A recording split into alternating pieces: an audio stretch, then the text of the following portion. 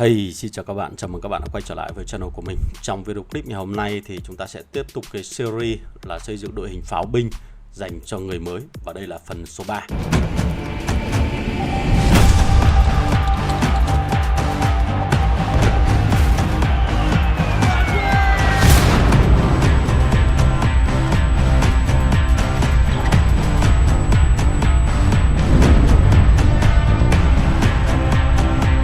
Trước khi đi vào nội dung của cái phần số 3 này, chúng ta hãy cùng xem qua lại về cái phần số 2. Sau khi các bạn đã xây dựng được một cái đội hình, một cái đơn vị pháo binh khỏe nhất của mình với hai sĩ quan làm chủ đạo, đó là cô nàng anh hùng nhân dân và nắm đấm ong chích, và toàn bộ các cái kỹ năng ở trên hình là dùng cho việc tấn công các căn cứ của kẻ thù. Và đây là những cái kỹ năng được học từ những sĩ quan mà miễn phí, rất dễ có được, rất dễ sở hữu được ở trong các giai đoạn đầu của trò chơi. Từ ngày thứ 1 cho đến ngày thứ 120 là dường như các bạn đều đã có khả năng là sở hữu được các kỹ năng này ở level 4 hoặc level 5. Nếu như được là level 5 thì tốt quá, còn nếu không hãy cố gắng nó lên cao nhất có thể. Còn trường hợp tiếp theo là chúng ta sẽ chỉ thay đổi một chút ở cái kỹ năng tấn công của anh chàng nắm đấm ong chích, là thay vì kỹ năng của Spanner thì bây giờ chúng ta sẽ thay bằng kỹ năng của cô nàng Mary để tăng cường khả năng sát thương cho đơn vị pháo binh của mình. Thì đây là cái quá trình mà chúng ta tấn công ở ngoài chiến trường hoặc là phòng thủ căn cứ. Và trong nội dung chính của video clip này, chúng ta sẽ cùng quan tâm một chút về các sĩ quan liên quan đến cái quầy rượu này, phòng quầy bar này. Thì các bạn có thể xem lại 3 cái video clip của mình về làm thế nào để tối ưu hóa được lượng xu đồ uống ở trong quầy bar và tối đa hóa được các cái lợi nhuận mà các quầy bar này đem lại. Và cũng có thể tham khảo về việc nếu như chúng ta quyết định đầu tư tiền vào trong trò chơi game, vào cái quầy bar này thì nó sẽ tốn bao nhiêu tiền cho một sĩ quan của quầy rượu ở dạng thức tỉnh sớm nhất có thể. Ok, và bây giờ chúng ta sẽ quay trở lại nội dung chính. Trong cái quầy bar của chúng ta có 3 sĩ quan chính có thuộc tính là pháo binh, tức là dành cho các đơn vị pháo. Còn có những sĩ quan linh hoạt khác chúng ta cũng có thể triển khai cho đơn vị pháo binh. Tuy nhiên đối với những người chơi free to play thì chúng ta chỉ có 3 cái sĩ quan này là có thể cân nhắc. Trong đó anh chàng thần kiếm thuốc quốc gia là những sĩ quan cho giai đoạn khởi đầu. Sau đó qua 70 ngày, 75 ngày chúng ta sẽ có 2 cái nữ sĩ quan nữa là nữ thần tự do và cô nàng tóc đỏ. Trước tiên là anh chàng về thần kiếm quốc gia. Đây là sĩ quan xuất phát từ ngày số 1 đến ngày thứ 74 là chúng ta có thể thấy được anh chàng này ở trong quầy bar. Còn từ ngày thứ 75 trở đi là chúng ta sẽ có thêm nhiều lựa chọn khác nữa.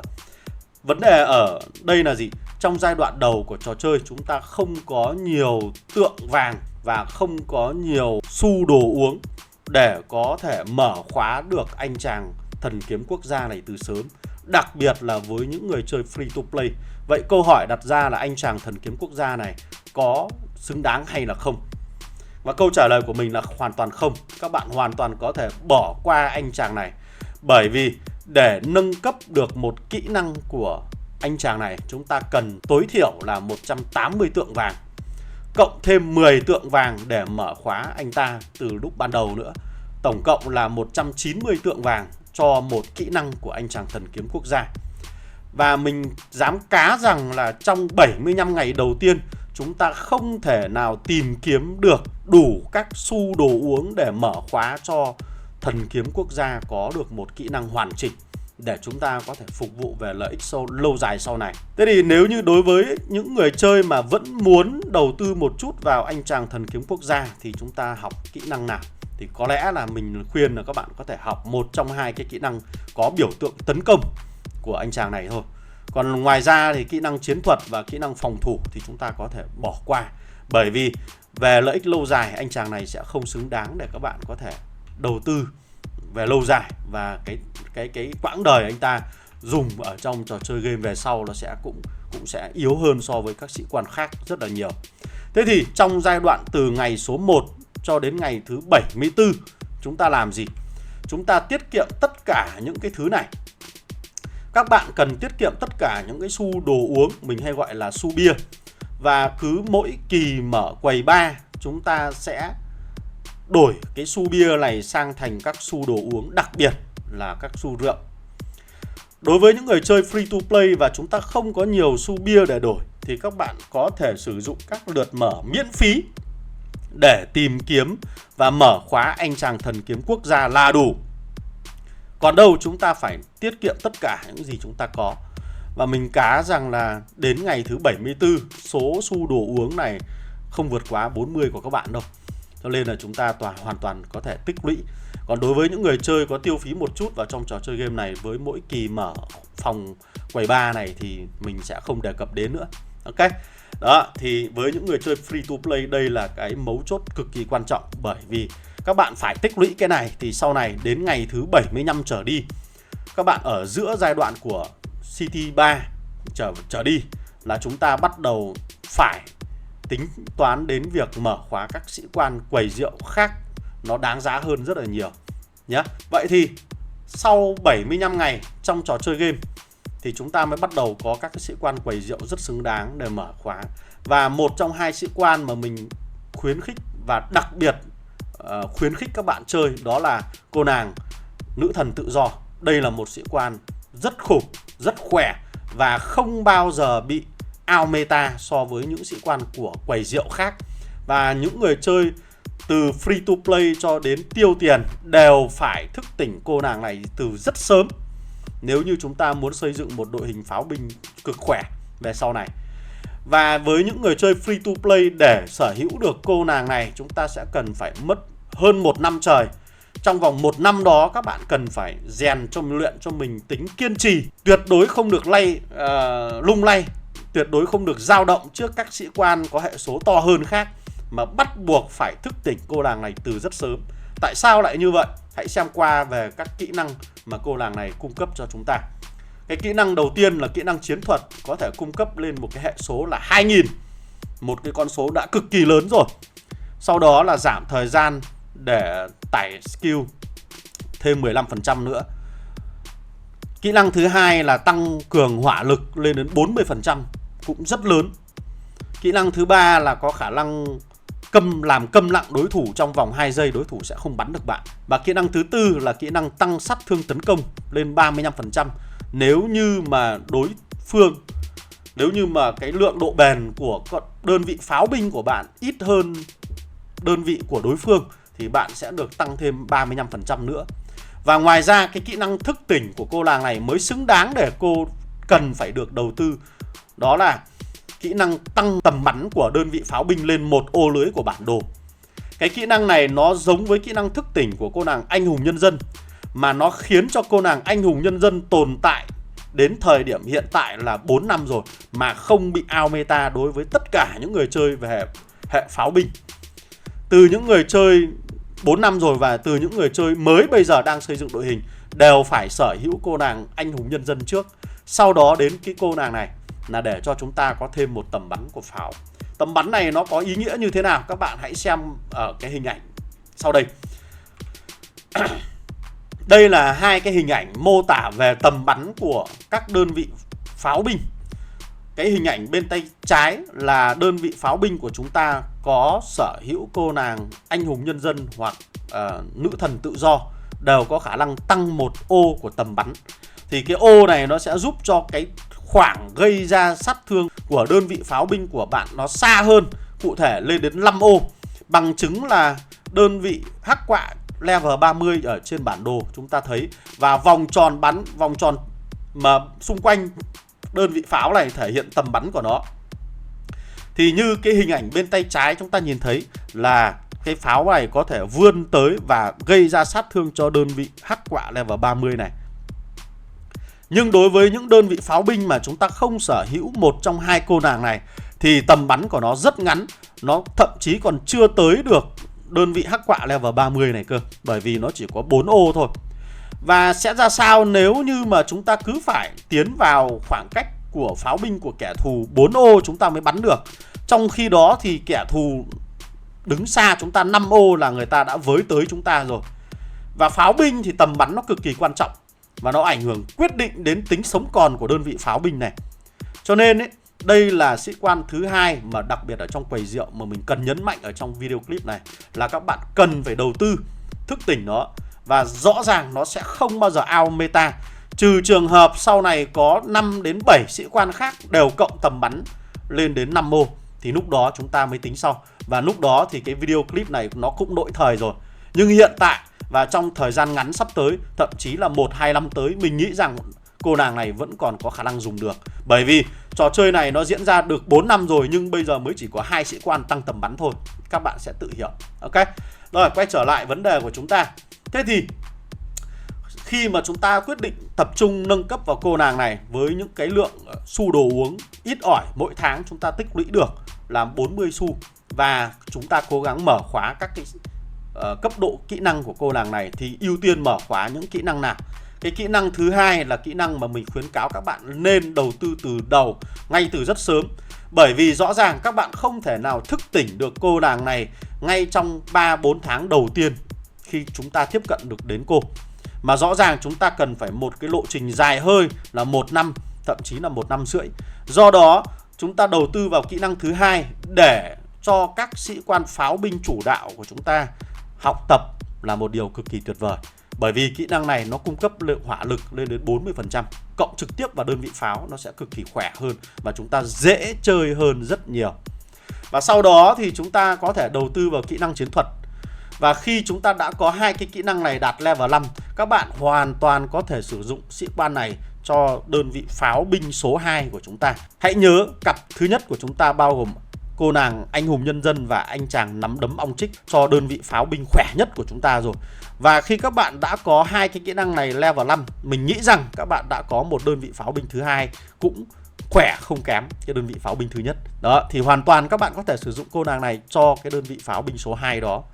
Thủ nhà cũng được, rồi tấn công ở ngoài chiến trường trong một vài tình huống cũng ok, không sao cả. Đây là cái kịch bản mà các bạn có thể sử dụng kỹ năng thứ hai của cô nàng nữ thần tự do cho cặp pháo chính của chúng ta học tập. Cái việc này chúng ta sẽ phải xây dựng dần dần. Bởi vì sao? Chúng ta là free to play, mọi thứ đều phải tính toán và cân nhắc rất kỹ trước khi bấm chuột. Ok. Thế thì sau khi mà tôi đã có sĩ quan nữ thần tự do này ở dạng thức tỉnh, thì việc tiếp theo tôi cần làm là gì? Đây là cái giai đoạn cực kỳ quan trọng. Trước khi mà đi vào phần tiếp theo, chúng ta hãy nhớ lại về cái phần 2 của mình. Đối với cô nàng anh hùng nhân dân, chúng ta có những sĩ quan có thể cặp được. Đây là những danh sách những sĩ quan của pháo binh. Ngoài ra chúng ta hoàn toàn có thể kết hợp với các sĩ quan linh hoạt khác, nhưng mà nó sẽ không tối ưu bằng việc đầu tư trực tiếp vào các sĩ quan pháo binh này. Và trong 5 cái sĩ quan như thế này thì nắm đấm ong chích là chúng ta đã sử dụng rồi. Bây giờ nhiệm vụ của chúng ta là lựa chọn ra một trong 4 sĩ quan này để đi kèm với cô nàng nữ thần tự do. Thế thì trong cái 4 sĩ quan còn lại thì mình sẽ cực kỳ khuyến khích các bạn nên đầu tư tượng vàng vào trong anh chàng là Thiên Lý Nhãn.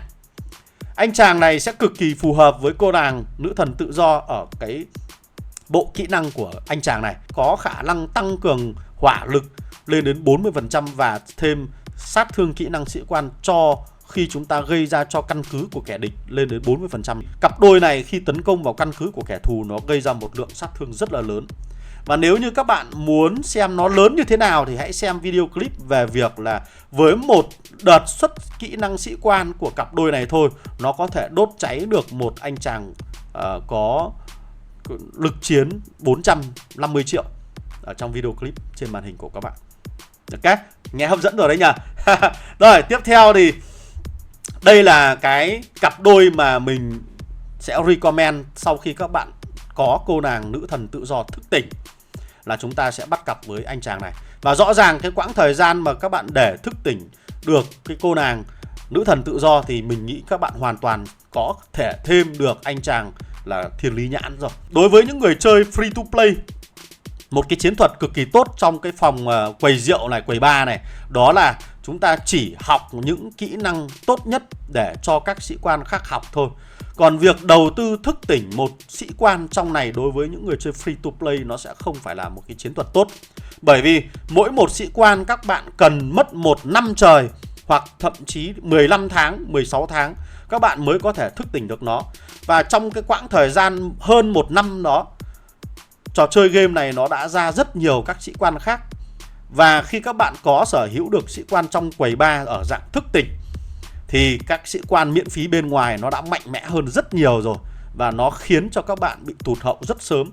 Thay vào đó, những người chơi free to play, một cái chiến thuật tốt nhất có lẽ rằng là chỉ lựa chọn những kỹ năng cực kỳ tốt ở các sĩ quan quầy bar, sau đó cho các sĩ quan miễn phí của chúng ta học. Đối với các đơn vị pháo binh thì mình lựa chọn 3 cái kỹ năng của 3 sĩ quan này. Trong đó cô nàng tóc đỏ chúng ta học cái kỹ năng tăng 40% sát thương kỹ năng sĩ quan. Anh chàng bác sĩ đau đớn chúng ta học kỹ năng 30% sát thương kỹ năng sĩ quan. Đây là hai cái kỹ năng cực kỳ tốt và rất tốt cho đơn vị pháo. Thì sau khi các bạn đã thức tỉnh được nữ thần tự do, chúng ta bắt đầu tập trung vào cô nàng tóc đỏ và đẩy cái kỹ năng này lên level 5.